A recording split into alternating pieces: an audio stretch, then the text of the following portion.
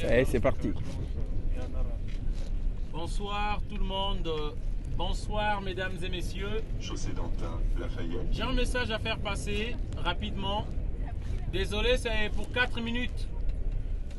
Je vais déranger votre quiétude pour 4 minutes. J'ai un message important. C'est pas pour votre argent. J'ai pas besoin d'argent. Ce qui est important, c'est le message que je vais faire passer. Alors, ce message-là, ça concerne l'immigration. Je m'appelle Ngouma Demongoubi Donald, un immigré africain venu en France suite à l'ingérence de la France par rapport à la politique des pays africains. L'immigration, c'est un sujet qu'on parle souvent dans les médias français. Qu'on parle un peu et les politiciens en font souvent leur cheval de bataille pour avoir l'électorat, pour dire on va lutter contre l'immigration, il y a trop d'immigrés ici. Mais arrivé aux affaires ou au pouvoir, finalement ils font rien. Si je le dis parce que moi je suis d'accord que nous les Africains, les immigrés, qu'on reste chez nous. Richelieu, Drouot. Seulement ceux qui disent lutter contre l'immigration, en fait, Richelieu, Drouot. ils ne font pas ce qu'il faut faire pour lutter contre l'immigration. Je veux dire par là, pour commencer, si la politique française évitait de soutenir les dictatures dans nos pays, moi je pense que les Africains resteront chez eux. Moi qui suis en train de parler, parce que je suis une victime de ce système. En 1997, la France de Jacques Chirac va décider d'armer un psychopathe, un criminel, un tueur au Congo-Brazzaville. 1997, la France va donner des armes à des criminels qui nous ont imposé au pouvoir. Et ils font ça tout le temps dans chaque pays. Ces criminels-là sont leurs marionnettes. Par le biais de la compagnie Total. Et on a tué plus de 400 000 personnes au Congo-Brazzaville. Ce système-là, on l'appelle la France-Afrique, créé par Charles de Gaulle avec Jacques Foccart. Pour ceux qui veulent chercher, ils sauront. Ce système-là continue jusqu'à nos jours. Ici, Macron qui reçoit un criminel du Congo-Brazzaville. Ce monsieur-là a 34 ans au pouvoir. Tous les opposants politiques sont en prison, dont Jean-Marie Michel Mokoko. Et ce monsieur-là est reçu en France sur un tapis rouge. Voilà les victimes de ces crimes. Là, nous voyons des femmes inoffensives qui n'ont pas d'armes qu'on a tuées.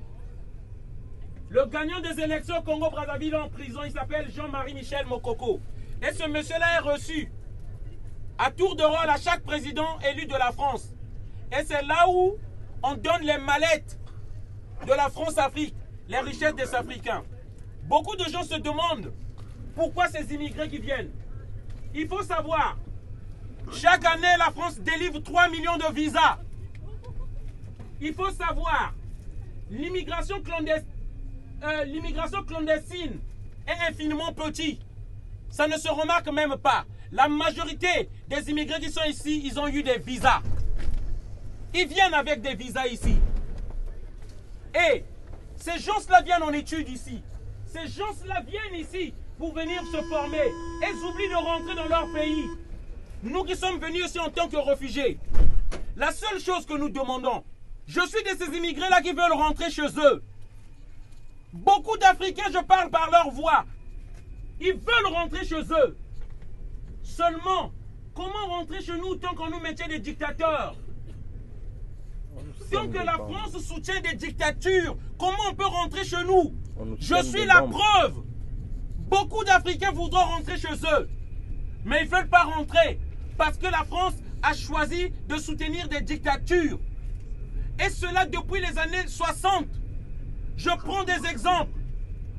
Au Cameroun, lorsque le peuple a voulu se libérer, a voulu nommer leur représentant, Charles de Gaulle a fait la guerre au peuple camerounais.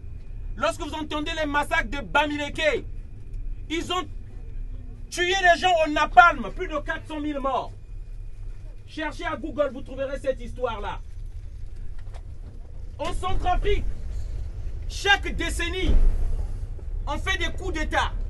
Et la France n'est pas loin. En fait, les élus français, ils sont jamais loin par rapport aux coups d'État qui se passent en Centrafrique. La France est au moins à son 50e intervention en Afrique. L'opération Serval, l'opération Sangaris. Mais pourquoi dans ces pays-là, les choses ne changent pas? Parce qu'ils sont là pour nous imposer des dictateurs.